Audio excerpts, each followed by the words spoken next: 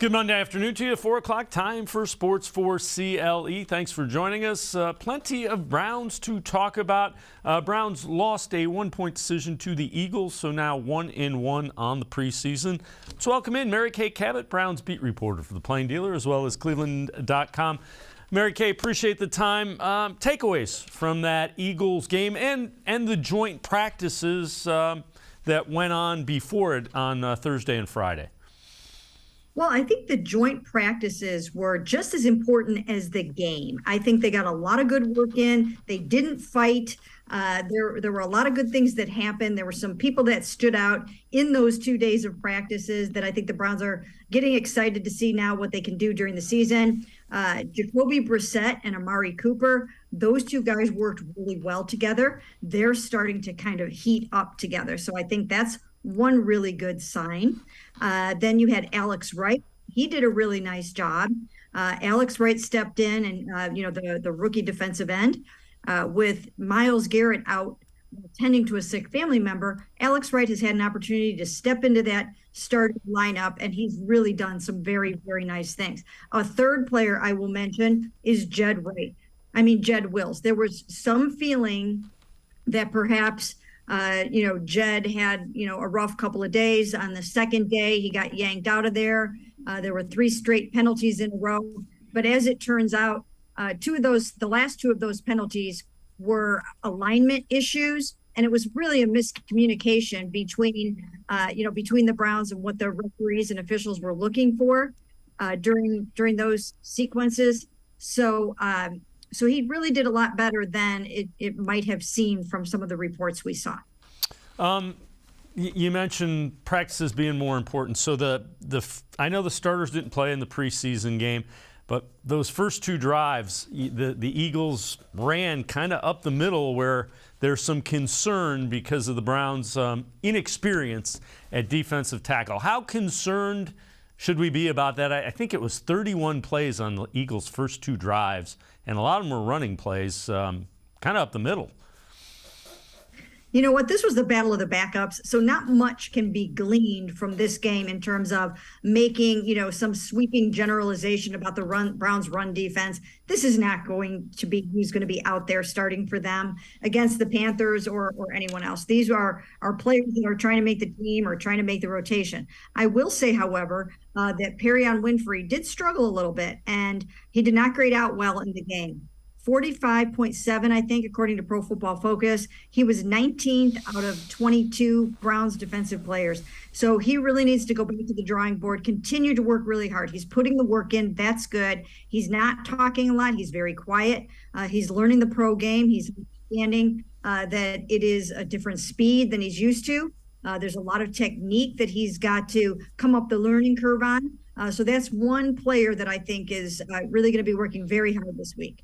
As we head into the week leading into the final preseason game against the Bears, who do you think the coaching staff, or what areas do you think the coaching staff is kind of looking for guys to step up in this final preseason game and the week leading up to it? Well, there's always big decisions to make in a secondary because they got a lot of bodies back there and they've had injuries. So there are certain guys that have had an opportunity to step up and try to, fill in here and there. But not all these guys are going to be able to make the team. So they've got some decisions to make on some of those players in the secondary. So that's definitely something to watch. Now, AJ Green, good for him. He's obviously going to make the team, but he was cleared of a concussion today, so they will have him at their disposal for this game and for the opener and whatnot. But so that's one area, and then the backup receivers too. There have been so many injuries at that position. You've got guys like Michael Harley and Jamarcus Bradley. Now you've got Michael Woods that maybe will be coming off of an injury soon, and so that's another area that they really have to take a good long look at. You mentioned Harley back returning kicks and kickoffs. Is that an indication that they're trying to find, can he fit into this 53 man? That's usually what you try to do for those fifth receivers, guys that can play special teams, are guys you want on that 53. Yeah, I mean, they had him back there and they're auditioning guys and trying to figure out what that's going to look like and how this is all going to work out for them. It was a big loss to lose Jakeem Grant for the season, and they are still in the process of trying to figure out how they are going to replace him. I think they will also continue to look in the final cuts over the next 10 days to see what shakes free. If there, just happens to be a good returner out there that a team just couldn't have the luxury of keeping a returner per se on their roster, I think the Browns would be very interested in something like that. Well, a guy that's played pretty well all preseason long has been Josh Dobbs. Only taken 17 NFL snaps during the regular season. He was asked post-game yesterday if he was determined to prove that he could be the Browns' number 2 quarterback behind Jacoby Brissett this preseason. I wouldn't say determined to prove anything. I would say just go out and just play and control what I can control. That's all I can do. So the reps I get, whether it's in practice or in a game or it's in a walkthrough, whatever it is, just maximizing those reps and those opportunity because they prepare you for these opportunities, obviously in the preseason, but when the real lights are on, they prepare you for those opportunities. So I know there's a lot of chatter and there's a lot of people above me that make a lot of decisions that go on with the team, and I'm not worried about that because they control that and that's their jobs, and my job is every time they put 15 on the field or in practice at the quarterback position to go out and execute it to the game plan. And here's a look at Josh Dobbs' preseason to date. 24 of 33, 249, a touchdown, no interceptions. I show you that because preseason numbers can lie a little bit. Back when the Browns were in 2017, Kevin Hogan had similar numbers, 21, 31, 269, 3 touchdowns, no interceptions. All right, having said that, Mary Kay, you'd rather have Josh Dobbs play really well in the preseason than not. But again, there's no guarantee that's carrying over into the regular season, correct? Correct, because they have to have a comfort level with their temporary number 2 behind Jacoby Brissett. They need to feel really confident that if Jacoby Brissett gets injured early on, that they can hold down the fort for the next, 7-8 games of the season until Deshaun Watson gets back on December 4th. So that's going to be the task over the next 10 days or so to determine if Joshua Dobbs is their man or if they find a veteran that shakes free out of the cuts. A lot of teams do not keep 3 quarterbacks these days, and sometimes you'll have an experienced veteran that finds himself out on the street. Those are the kind of guys they will be keeping their eyes open for. And again, nothing against Joshua Dobbs. He's played well when given the opportunity. You just don't know if it translates. Let's head to the voicemail of Truth and Reason. This one about the Browns quarterback situation. All right, Dave. This is your boy from Vegas. Sean got more than I thought he would, but I'm glad it's over and behind us. I think the Browns are in good shape now. I don't think we need no Garoppolo. Let's ride with the set, get behind him, and again, let's thank the Hasms for something I think is going to be special for the next 10 years. All that bad stuff that we went through for 30 years or plus, we're going to get it all back in spades. Go Browns! All right, Mary Kay, I know you've addressed this in a couple Hey Mary Kay segments. Are the Browns going to pursue Jacoby Brissett? And do you think that could change if he ends up getting cut? Those are the two. Yeah, and Jimmy Garoppolo is who you meant to say, right. I think. Yep. But that's okay. So yeah, you know what? That's when he would come into play, is if he gets cut. They right now obviously are not going to go out and trade and give away some draft capital for a guy who is under contract for $24.2 million in base salary for 2022. So if he gets cut and he finds himself out on the street, he would fit the bill of a really good veteran quarterback who could come in here and provide the Browns with a good 1-2 punch to hold down the fort while Deshaun Watson is out. So I actually think that they should pursue him in that scenario. I think that they should do whatever they can to bring him in here in the event that he gets cut. I think you could do it if you give him an incentive-laden contract based on starts. And, I think that he would welcome the opportunity to come to a place where he was going to be someone who could actually try to get some games in. Yeah, and again, coming off an injury, the only thing that they would have to worry about if somebody gives him a multi-year deal at big money, that would be the only situation that would be better for him than coming to a roster like this, in my way of thinking. Is that kind of the way you read that as well? Yeah, I think so. I mean, I think he would probably look at this as an opportunity to actually potentially get some playing time as opposed to just going somewhere where there's a clear-cut number one, and the absolute only way he's getting in there is if, there's a major injury over, for a long period of time. So, he might view this as something where, he can kind of challenge or press Jacoby Brissett a little bit. They played together before in 2016 with the Patriots. They know each other. I'm sure they'd probably have a good rapport, so they'd get along with each other. But I don't think it's something the Browns are clamoring to do. I still think it's unlikely at this point, but not impossible. Mary Kay Cabot, Browns beat reporter for the Plain Dealer, as well as cleveland.com, and I are going to step aside, take a quick timeout. Other side of the break, we'll hear from Kevin Stefanski relative to playing Jacoby Brissett in that final preseason game. Sports4CLE, be right back. Stay with us. Come back to go forward. Back to learning new things. Back to pursuing your dreams.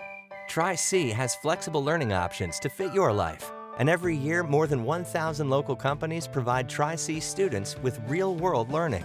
The right education can boost your lifetime earning power by hundreds of thousands of dollars. Start now with a college education you can afford. Tri-C, where futures begin. The Ohio Lottery Partners in Education program recognizes role model students and teachers from across Ohio. Nominations can now be done completely online. To nominate a deserving teacher or student, go to ohiolottery.com. In the About section, find Partners in Education. There you will find links to the nomination forms. Students kindergarten through 12th grade can be academic all-stars. Teachers can be honored as a Teacher of the Month. The Ohio Lottery Partners in Education, where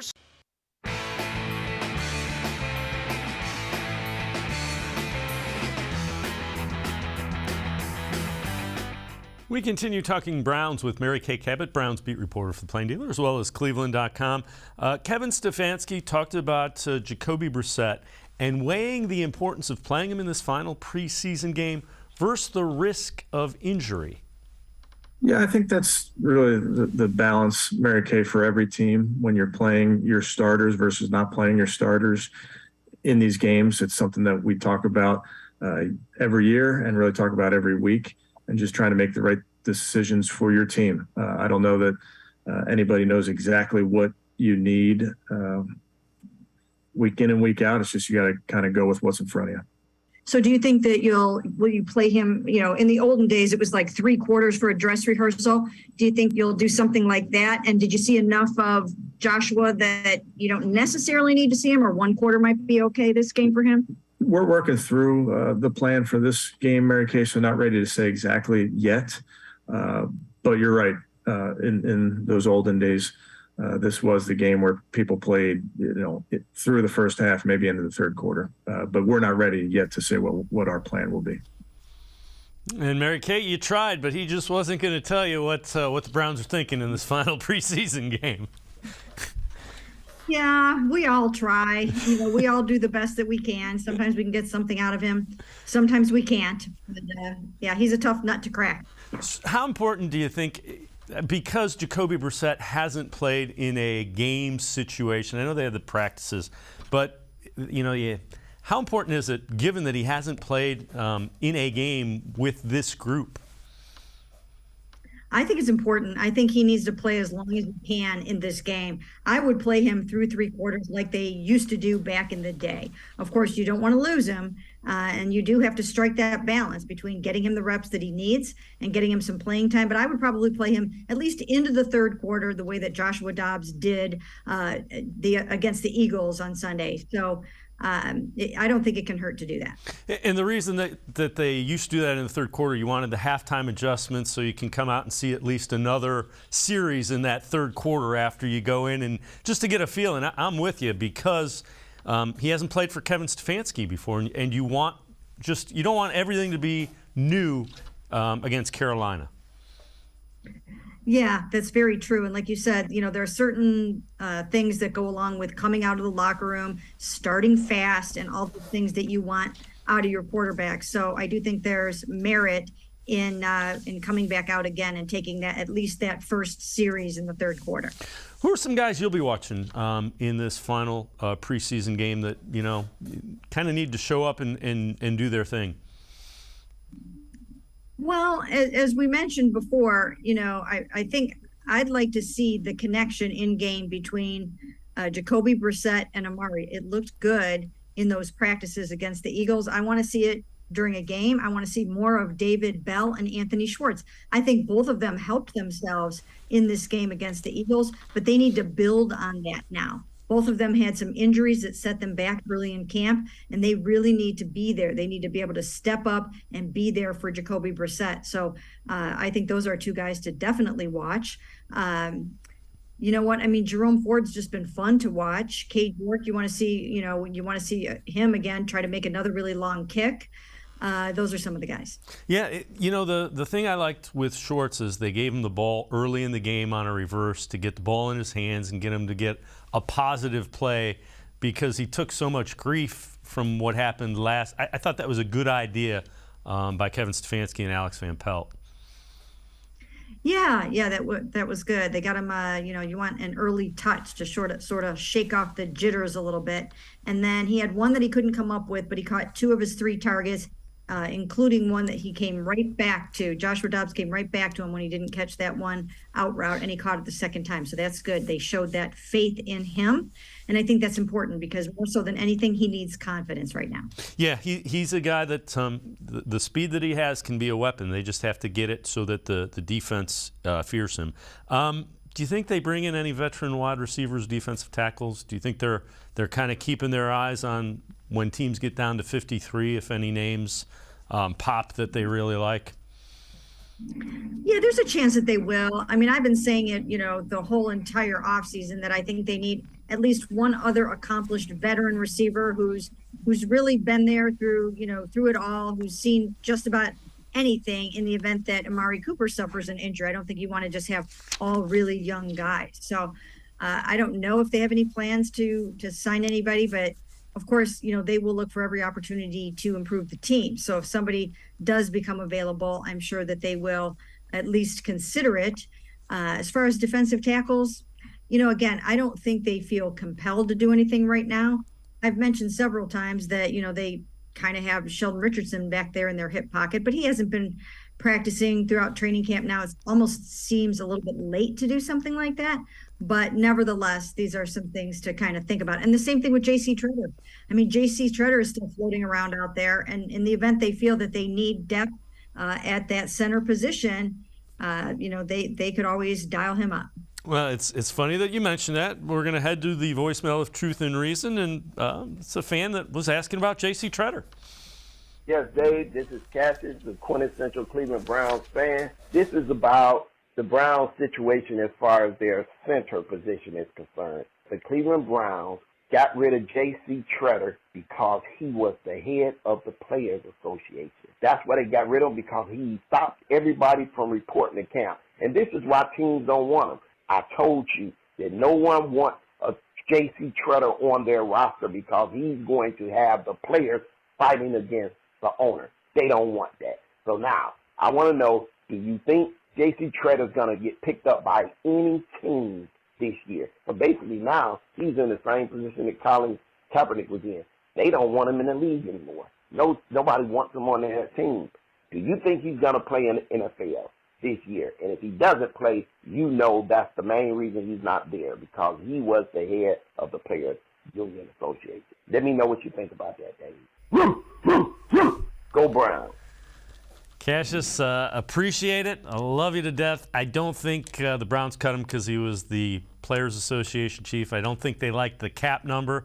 Now, re-signing him, teams might be leery of the fact that that he's the Players Association chief and doesn't want guys to come in. But I don't know. If you can help a football team, you're going to find your way into a roster spot. Mary Kay, you would know better than I would. Yeah, you know what? I do think that there is something to be said for the fact that he's out of football right now, perhaps not just because he was the president of the NFLPA, but because he took such hardline stances against the offseason program. I don't think that helped him. And it's a shame because he's a really good center. He was the number 2 ranked center according to Pro Football Focus last year in the NFL. So if that's the case, and that is why he's not in the game right now, then I think that's really unfortunate because he was trying to do a service for his teammates, and he doesn't deserve to be seen at home because of that.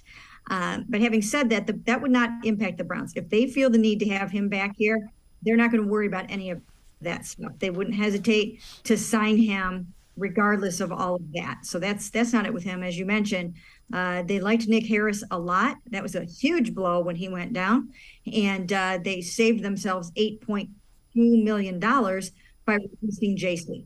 Yeah, and again, we'll see as camp goes along and players get banged up. Tretter, you can be sure people will keep him on their list of guys to bring in. So we'll see how that develops at the end of training camp and going into the regular season. Mary Kay Cabot and I are going to step aside, take one more timeout. Other side of the break, we'll hear from Kevin Stefanski on the Browns' week of preparation, getting ready for this final preseason game against the Bears. Sports begin.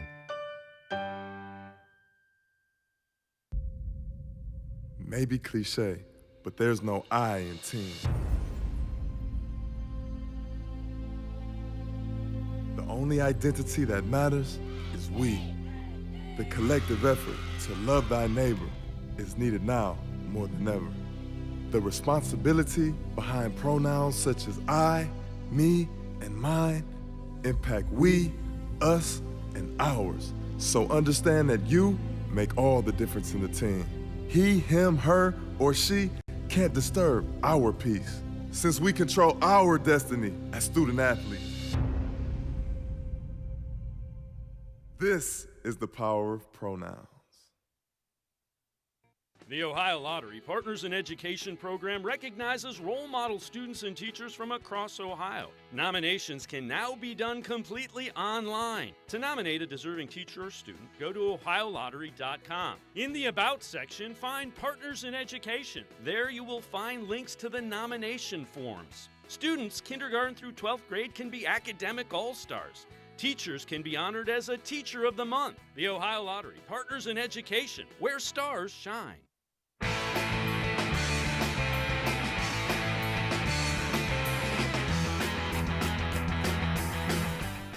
We continue talking Browns with Mary Kay Cabot, Browns beat reporter for the Plain Dealer, as well as cleveland.com. Kevin Stefanski talked about the Browns' week of preparation for this final preseason game against the Bears.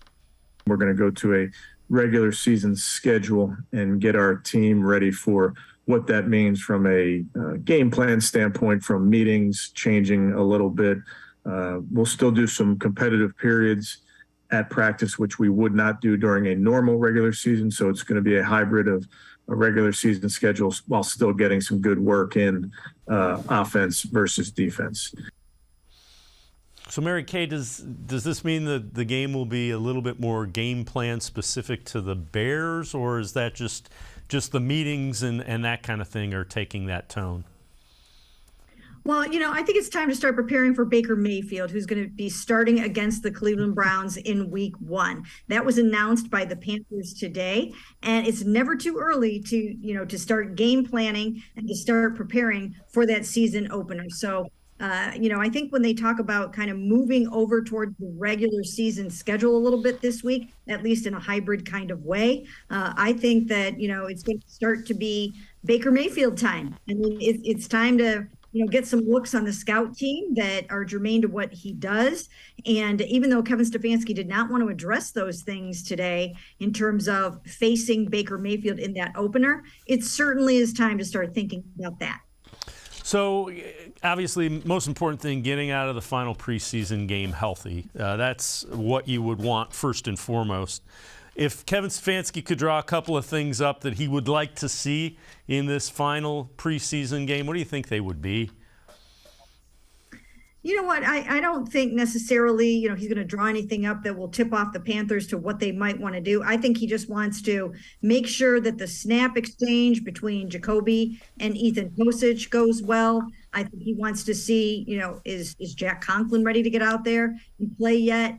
If not, how are they going to approach that for the start of the season? I do think he would like to see what it would look like with his whole offense intact and together for the first time. So these are some things that they want to see offensively. And then defensively, they haven't really seen too much of their guys all together lately either. I mean, Denzel Ward really hasn't practiced in 11 on 11s. So if he's ready to go, I'm not sure if he will play that way in this game, but if he is, that, you would want to see that. You've got Greg Newsome. He's out with a hamstring injury. So you have a little bit of a lack of continuity in your defensive backfield. And, if you can kind of pull that together, that would be kind of nice too for them. So the other thing that has been kind of hanging out there is all the running backs. So Jared Mueller from Browns Wire proposed this, and we'll see what you think about it. So they don't have to trade Kareem Hunt, but the Eagles have seen him. The Eagles have former first-round pick wide receiver Jalen Reagor, who just really hadn't put everything together as a former first-rounder. So he hypothesizes maybe a mid-rounder, call it a fourth-rounder, a mid-round pick. Say a fourth-rounder and Jalen Reagor for Kareem Hunt. Is that anything at all you could see the Browns doing something like that, or not likely? No, not right now. I think they really want Kareem Hunt around for this season. And look, it's an opportunity for him to prove that he deserves to be around beyond this year and to get that extension after the season. So it's really all up to him to go out there and play as well as he possibly can this season and fulfill his wish of sticking around and winning a Super Bowl with the Cleveland Browns. They want him here, especially with Deshaun Watson out for 11 games. They really need him. They need the 1-2 punch of Nick Chubb and Kareem Hunt.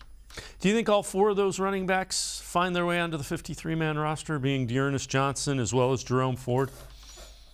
Yes, I think so. I don't think they can really afford to part with any of them right now. They are going to rely heavily on the running game. Some of those guys can play special teams.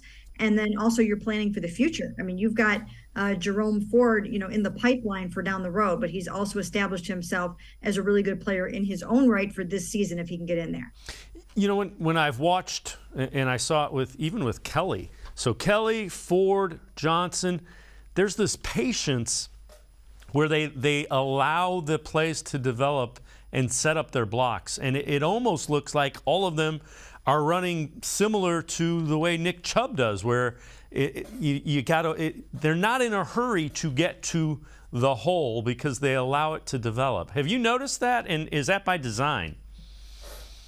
Yeah, I think it is by design. I think you hear Stump Mitchell preach that all the time. Patience for hitting the right hole and letting it develop. So, a player, an aggressive player like Kareem Hunt, they have to find and strike that balance between hitting the hole very, very quickly and explosively and also letting it develop a little bit, especially in this sort of wide zone running scheme where those things tend to, maybe take another millisecond to get going for you. So, yeah, I think it is by design for the most part. All right, before I let you go, what do you think the toughest decisions come down to on that 53-man roster coming up next week at some point in time? And there's going to be several of them. What do you think are the tough ones that are going to be there?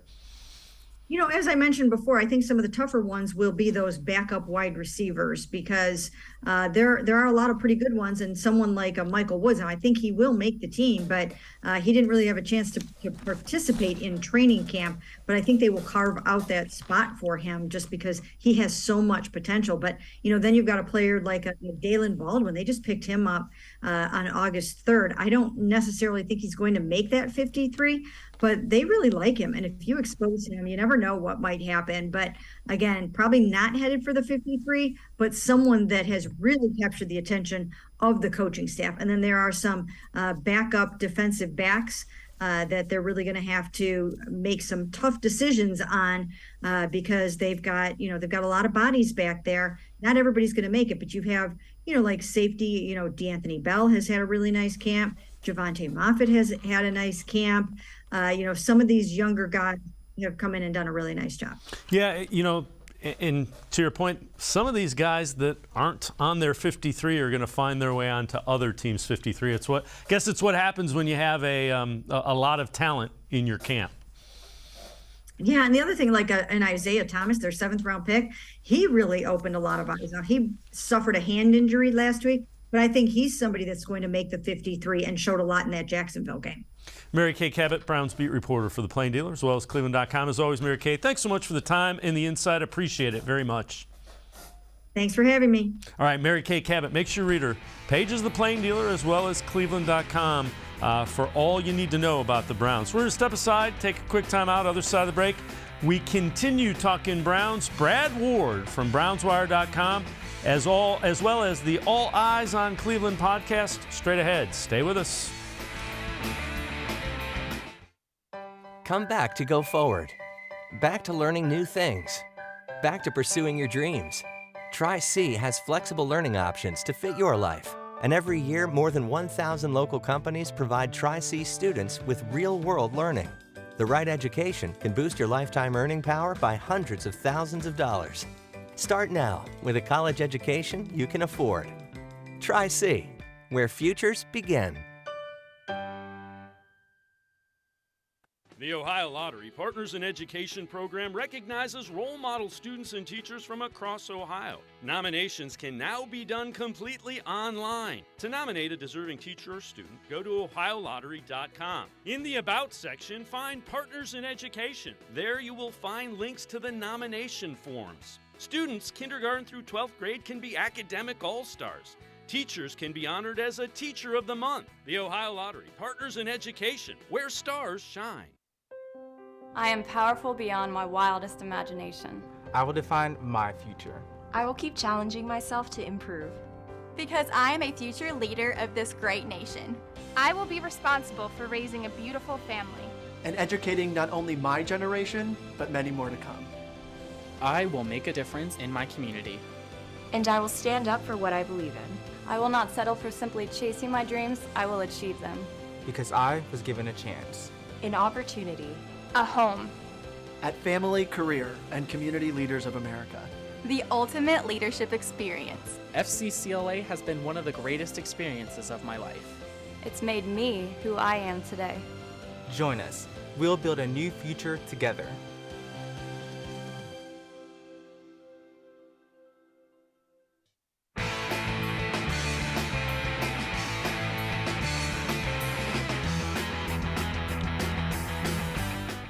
We continue talking Browns here on Sports4CLE. Let's head back to the voicemail of Truth and Reason. This one about a hypothetical question with the Browns quarterback situation. This is Glenn Studeman, currently in Utah, and my question is purely hypothetical because no one, except possibly myself, and Jacoby thinks this could happen. But what if at 11 games, by some miracle, the Browns are 8-3 or 9-2, Jacoby's doing just enough so that they win games or not to lose games, and the Browns know that Desean is rusty? Any chance they consider keeping Jacoby in, not to mess with a good thing? Thank you. You got a great host and always great guests. I love your show. Bye. As always, appreciate all of the voicemails. Let's welcome in Brad Ward, brownswire.com, All Eyez on Cleveland podcast. So, Brad, Watson's eligible to return to the Browns facility on October 10th. He can resume practicing on the 14th per league sources. That's to knock the rust off. He's eligible to play December 4th. When December 4th rolls around, he's their quarterback. Jacoby Brissett, if he does that, is playing himself into the ability to go and sign a nice lucrative contract with somebody else and maybe get a shot to be a starter. But I don't think there's any way when Deshaun Watson is able to play that the Browns don't insert him immediately as their quarterback. Yeah, I would have to agree completely. He's the guy, right? You spent $230 million on him. You're not going to sit on him regardless of what Jacoby Brissett does. If he performs over his head and the Browns miraculously have a record with like 8 or 9 wins, then that's fantastic. Maybe he wants to be the long-term backup here or something, or and they can sign him to a nice deal, or maybe he gets another starting opportunity. But either way, when the time comes for Watson to be able to start, he will be under center. I feel very confident in that. And, yeah, I mean, I just don't see any other way around it. I think you'll hear a groundswell of fans, certainly if that was the case in this hypothetical situation, pounding the table for Brissett to continue to start, kind of back to Brian Hoyer and Johnny Manziel type days conversations. But Deshaun Watson is a whole different entity. So yeah, and again, Jacoby Brissett probably would expect it as well. You know, when you're the backup quarterback, you expect it, and that's kind of what it is. All right, preseason week 2 takeaways, Bleacher Report. David Bell quickly finds his groove in Cleveland's offense. Rookie's first action led the Browns 46 receiving yards, 3 catches. Bell displayed good feel for his routes, finding soft spots in zone coverage. Yeah, he looked like a guy that had a feel for what the defense was doing. He did drop a ball, which is uncharacteristic of him. There was somewhat close coverage, but I think David Bell would admit that was one he should have probably caught. Yeah, definitely. David Bell looked good. Should have caught that ball, but he looked good out there. You know, this is his first time on the field. I thought his timing was a little off, but it's what we expected from him, right? We expect him to be the guy that is smart enough to find weak spots in the zones and get himself open. And he looked really good turning upfield on one play, made a guy miss. He was as advertised as far as I was concerned. I thought that he was one of the bright spots for the Browns. It was one of the things that I was watching most closely, certainly on Sunday. Yeah, I would agree. You had to be happy with what you saw. Yeah. Who do you think played well? Who are you concerned about based on a couple of preseason games? I thought Dobbs played well. Obviously, he's like the headliner. Everybody's kind of been really overwhelmed with Dobbs. And it kind of brings up the question of what you want to do at that backup quarterback position, because I think he kind of had to play really well to be in a spot where they're like, okay, Dobbs is our backup going into the season behind Brissett. But I think he's done that and given himself a chance at least for that opportunity. I would like to see them give him that opportunity. He seems like a really smart guy. And he seems to be comfortable in the offense. So I would like to see them give him that opportunity to be the backup to Brissett. I thought that Tony Fields played well. Alex Wright played really well. And Mike Harley Jr. played well, I thought. And the wide receiver, end of that wide receiver room is very interesting. I have questions, you know. Where does Michael Woods stand, right? He hasn't played in camp at all. It was also noticeable for me that Harley Jr. returned kicks. So he played well at wide receiver and he returned kicks. Is he like their 6th wide receiver at this point? Do they even have enough room with Felton? Because what is Felton? Is he a wide receiver? Is he a running back? He's more than a wide receiver in camp. That takes a body away. Plus, there's a plethora of names. I'm going to have an article this week. Look for it at USA Today, the Browns Wire. Cut candidate, wide receiver candidate, cut bubble guys that I think would bring some experience to the room. And there's going to be guys out there like Albert Wilson was cut by the Vikings today. And he's a guy that has more experience than anybody even after Donovan Peoples-Jones on the Browns roster.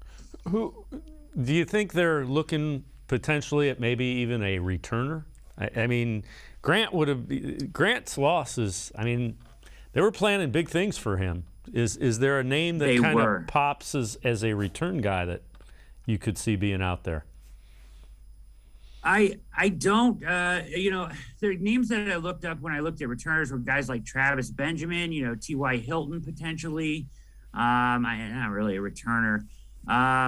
I noticed today, though, on the updated unofficial depth chart that they have Demetric Felton as their kick returner and punt returner. So that's interesting that it seems like he has the job right now. He seems okay to do the job. They're just not really in a position, I don't think, to go out and get somebody to just return or and I don't see many dual threat guys out there. I'll give you, the guys that I was looking at that are on the cut bubble, Darius Slayton is an interesting guy, Nelson Aguilar, Demarcus Robinson in Las Vegas, Scotty Miller, Andy Isabella in Arizona. There's a couple guys in Miami, Preston Williams, Lee Bowden. Denzel Mims, and as I mentioned, Albert Wilson was cut today. So those are some guys that have some experience, guys that I think it would be immediate upgrade to the wide receiver room. Are any of those guys returners? Not really, I don't think, on that list. I think Bowden did in Kentucky, but I don't think he hasn't he has not in the NFL yet. All right. Well, one of the guys you mentioned, Alex Wright. Kevin Stefanski talked about Wright and what he's seen in his development. I think he's flashed, Dan. I think he's done a nice job in practice. Going back to the last couple of days versus the Eagles, versus some really good tackles. He had some good rushes. And then in the game, he's done a nice job. He's made plays. He's a young man. A lot of this is new to him. You know, just the NFL game, the speed of the NFL game, some of the things we're asking him to do schematically. But he's done a really nice job. And then just, you know, with Miles and Jadeveon, what do you think it's meant for him? I mean, he was telling me yesterday he just learned so much from those guys. He calls them almost player coaches. What do you think he's picked up from those guys? Yeah, I think any young player is doing himself a disservice if he doesn't watch the vets in front of him and learn in terms of how they study, how they prepare, how they practice, the different techniques they use. So he's fortunate to have a couple veterans there in Miles and JD that have played the game at a really high level. And again, those are guys that kind of like taking the young guys under their wings as well, which isn't always the case. Yeah, Alex Wright looked really good, I thought. You know, they're asking him to set the edge. He did that really well. Forced a couple runs back inside. I think he got his hand on a ball. He's got great length. He showed really good get off and strength. Again, playing against 2s and 3s, but still, you know, you like to see that development from a guy that I had some questions about when they drafted him, right? You know, he was kind of described as a ball of clay that needs to be molded. He looks better than that so far in the preseason, and I have high hopes for him. You know, you would like to see him get in the rotation some. It'll be interesting to see how Winovich does, you know, coming off the edge, or if Alex Wright gets those duties as maybe like a additional third edge when they go to that NASCAR package. So that's something to keep an eye on. But Alex Wright looked really good on Sunday for sure. I think the arrow is pointing up for him.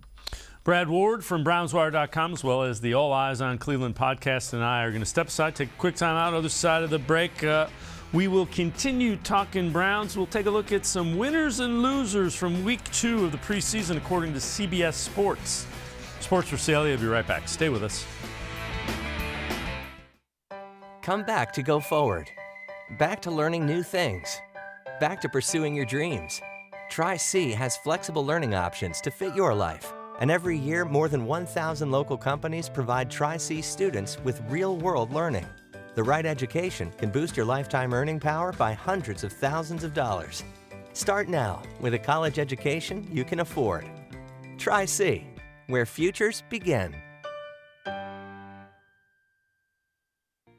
The Ohio Lottery Partners in Education program recognizes role model students and teachers from across Ohio. Nominations can now be done completely online. To nominate a deserving teacher or student, go to OhioLottery.com. In the About section, find Partners in Education. There you will find links to the nomination forms. Students kindergarten through 12th grade can be academic all-stars. Teachers can be honored as a Teacher of the Month. The Ohio Lottery Partners in Education, where stars shine.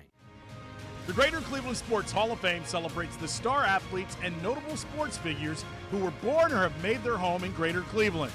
It tells the story of discipline, commitment, perseverance, sportsmanship, and excellence in achievement. It encourages and inspires those who believe in sport and its direct impact on the well-being of our community.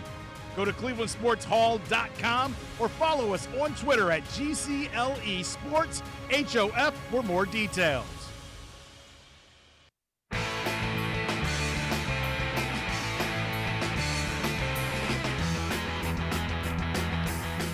We continue talking Browns with Brad Ward from BrownsWire.com, as well as the All Eyez on Cleveland podcast. Let's head back to the voicemail of Truth and Reason. This one about the Deshaun Watson suspension. Hey, Dave, this is Coach Crosby down here in West Virginia. I'm really surprised that How many Browns fans are griping over this 11-game suspension, $5 million for DW? To me, the common sense answer right here is the Browns fans, myself included, ought to be thinking they're lucky stars. To me, it's pretty much common sense that the NFL does not settle this thing if they're not worried about skeletons in their own closet. It seems like it would be an indefinite suspension, at least a year, maybe longer than that. Well, we know because of what we went through with Josh Gordon. But I think the fact that the NFL didn't want the stuff about Washington, the Snyder owner, Jerry Jones, and all that, they didn't want none of that stuff. Bob Kraft, they didn't want none of that stuff to come out, so they were willing to settle. So I think it turns out Desean Watson had a little more leverage than what people thought. By the way, love the show, Dave. Take care. Bye. As always, appreciate all the voicemails. Brad, I think the NFL did not want this dragged out for a lengthy court battle where all kinds of stuff would have come out, and that's why they eventually came to the settlement. The 11 games allows him to accrue a season. He doesn't have his. If you play at least 6 active games, you accrue a season. Yeah, I think the caller's right, though. I think the leverage was, and well done by his defense team in the NFLPA to shine a light on that aspect of, unequal treatment towards owners and players when it says in the CBA that it should be equal treatment. And going to court, rightfully so, the NFLPA was gonna shine a light on Jimmy Jones and Dan Snyder and Robert Kraft, and probably the thing they feared the most is some sort of discovery getting stirred up, in the court process. The NFL wanted no part of that, so that certainly was Watson's leverage and why he was able to come to a settlement. So I think the caller's exactly right. Yeah, I would agree. All right, let's head back to the voicemail of Truth and Reason. This one about the Browns quarterback situation relative to what's going to happen with Jacoby Brissett. Hey, this is Spencer from North Carolina, first-time caller. Everyone has mentioned Jimmy Garoppolo for a backup for the Browns. I think if we go with Jacoby Brissett, we'll probably only get 3 to 4 wins, but Ryan Fitzpatrick, maybe the Browns could talk to him to coming out of retirement. I was wondering your opinion on that idea. Thanks for the time and love the show. Bye. All right, as always, appreciate all the voicemails. Brett, I was kind of the one that mentioned Ryan Fitzpatrick way back when, but he's getting set to do TV, which I can tell you from doing TV, he's not in shape to get hit. So I think the Ryan Fitzpatrick train has rode off into the sunset. Yeah, you're probably right. His name is intriguing, right? Because he pushes the ball down the field so much. He has had stints where he's gotten really hot with teams.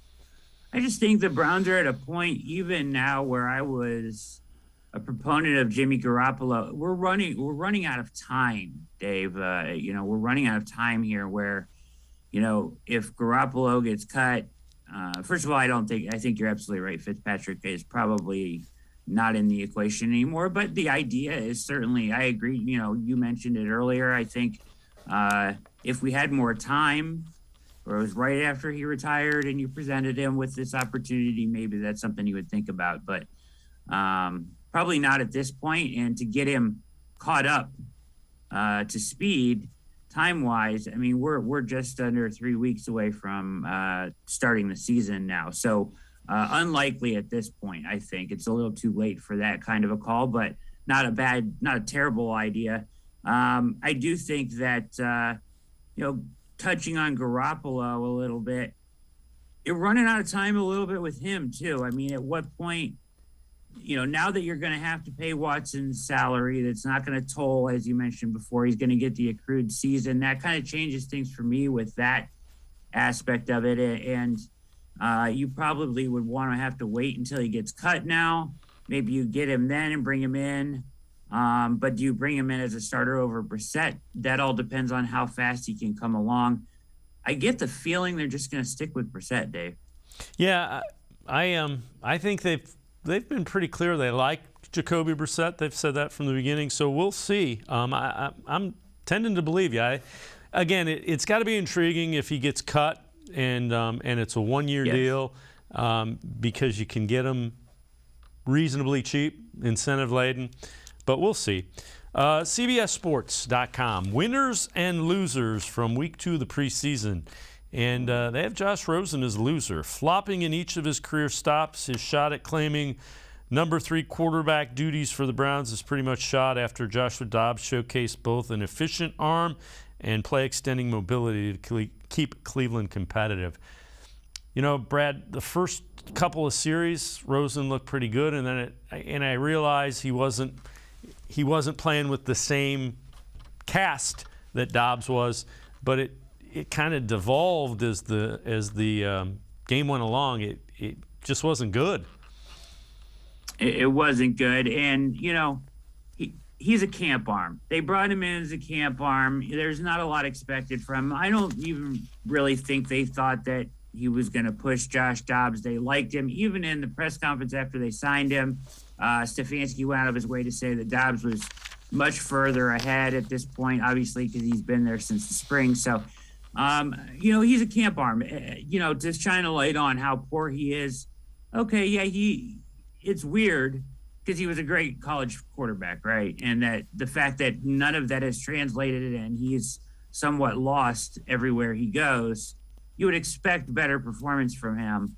It did deteriorate. He did look okay at the beginning, but I don't really care, I guess. You know what I mean? Like, it's Josh Rosen, right? You know, he was just there to basically throw balls to guys in camp. Yeah. Yeah, and you know, if you can sign him to the practice squad, you see if you can sign him to the practice squad and then see if you can put some things together again at the NFL level. Brad Ward and I are going to step aside, take one more time out. Other side of the break, did Deshaun Watson's contract affect negotiations for Lamar Jackson? We get a little bit of a look to that. Sports for CLE. We'll be right back. Stay with us. Come back to go forward. Back to learning new things. Back to pursuing your dreams. Tri-C has flexible learning options to fit your life. And every year, more than 1,000 local companies provide Tri-C students with real-world learning. The right education can boost your lifetime earning power by hundreds of thousands of dollars. Start now with a college education you can afford.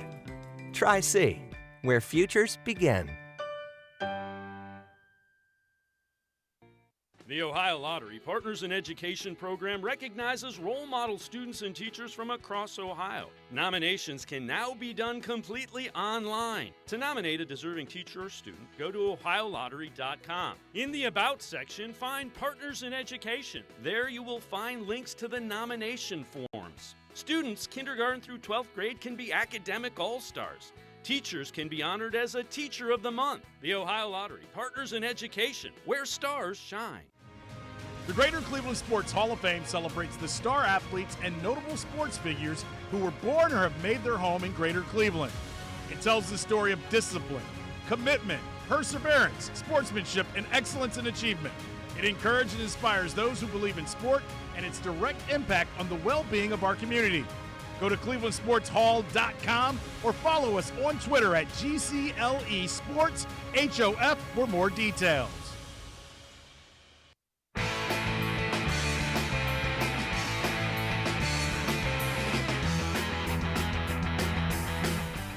Brad Ward from BrownsWire.com, as well as the All Eyez on Cleveland podcast, and I continue talking Browns. Well, there may be something to all the talk about Deshaun Watson's guaranteed contract creating issues with other owners.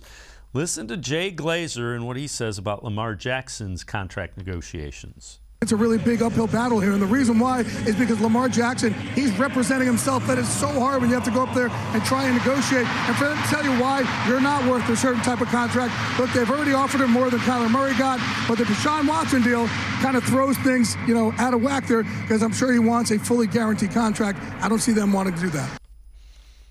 And Brad, I get why they wouldn't want to do that, but that's becoming the cost of signing a franchise quarterback right now, isn't it? It is. Watson deal at the time, I didn't even think about it, but it totally reset the market, and it'll reset the way that quarterbacks, all these quarterbacks, Burrow, Herbert will negotiate their contracts moving forward. They're all going to want fully guaranteed deals or close to it, right? Murray's kind of made it look like a one-off, but you're talking about a different kind of player, I think, with Lamar Jackson, or at least more accomplished player with Lamar Jackson. The interesting thing here, Dave, a player representing himself, usually there's that buffer there, right? There's that agent. Like, when you're in negotiations and the team tells you why they don't think you're worth a certain amount of money, that's not great to hear. And usually the agent takes that and makes it sound a little better and gives it back to you, and it's filtered, right? But when you're actually sitting there listening to the team tell you why they don't want to give you this amount of money, X, Y, and Z reasons, that's a lot harder to take, and it probably causes a lot more strife and a lot more problems in the negotiations. We see Roquan Smith going through the same thing. Both guys representing themselves. That's a tough thing with no buffer as an agent there. Something I probably wouldn't recommend in the future. Yeah, the thing I would say, it has the ability to create a lot of hard feelings that you can't get over, if you will. The other thing is, you mentioned Burrow, you mentioned Jackson. Same division. I don't think that's necessarily a coincidence, but that's just me. All right, let's look at, this is Adam Schein's top defenses in 2022, NFL.com. Number one defense he has is the San Francisco 49ers. Number two, the Bills. Number three, the Packers. He's got the Browns at number 9. Browns are going to need their defense to take over and win games during Watson's 11-game suspension, and this unit is capable of doing exactly that. Last year they were a top 5 at the back half of the year, so 9 seems a little low. I have questions about the defensive tackles, without question. And based on the way that, and I know the starters weren't there, but based on the way the Eagles ran the ball, it's kind of like, I hope that is not, I hope that's a one-off and not a trend. Yeah, me too, Dave. Really interesting stuff with Perion Winfrey, too. Listed as a starter, doesn't start. Roderick Perry starts. They bring him in right to start the second quarter. And then he actually plays the entire game. They even have him in the fourth quarter, which doesn't bode well for a guy who you think that was going to contribute, right? Maybe they think he needs the reps, but he kind of got manhandled a little bit as well when he was in there. So interesting. Keep an eye on the Perion Winfrey situation. I was hoping he could contribute there a little bit. Overall, defensively, though, Dave, I think they are a top 5 defense. These guys are almost all back, secondary-wise. Linebackers, the edges, all back in this scheme for the second or third year. And from all accounts, they are getting it. They are comfortable in it. They're playing fast. I expect them to be really good. And truthfully, they're going to have to be really good to stay around 500 for 11 games and stay in this thing. So complementary football, right? You need Brissett to be a game manager, pick his spots, lean on the run game some, and get really good defense, a top 5 defense. And they're totally capable of it. We saw it at the end of last year, and I expect them to be better this year. They are so deep at corner, great safeties, great edges, all the prime spots of a defense you need to be good. So I expect this defense to be good, and they need to turn people over, Dave. They need to turn people over and create scoring opportunities for this offense that's probably going to be on the lower half of a scoring team with Brissett, at least Brissett leading the team. So the first 11 games. That secondary, they keep rolling out guys that can play, and it's like, they're going to have some tough decisions as to who to keep 53-man roster with that secondary. Definitely, and it's almost to a point where they might have a couple guys that you could dangle out there and see what you could get in return for if you're going to plan on cutting them. They can't keep all of them, but they're super deep at corner, and they have some guys that have shined here even just this year in the offseason. So doing a great job at, developing and drafting that position. So good for them, and it's going to be super important against the wide receivers over in Pittsburgh and Cincinnati. Not so much Baltimore, but yeah. Brad Ward, BrownsWire.com, as well as the host of the All Eyez on Cleveland podcast. As always, Brad, appreciate the time and the insight. Great stuff. Thanks, buddy. Thank you, Dave. All right. Brad Ward, Ketchum, host of the All Eyez on Cleveland podcast. It's going to do it for this edition of Sports for CLE. We'll see you back here tomorrow at 4 o'clock. Have a great night, everybody. See you tomorrow on Sports for CLE.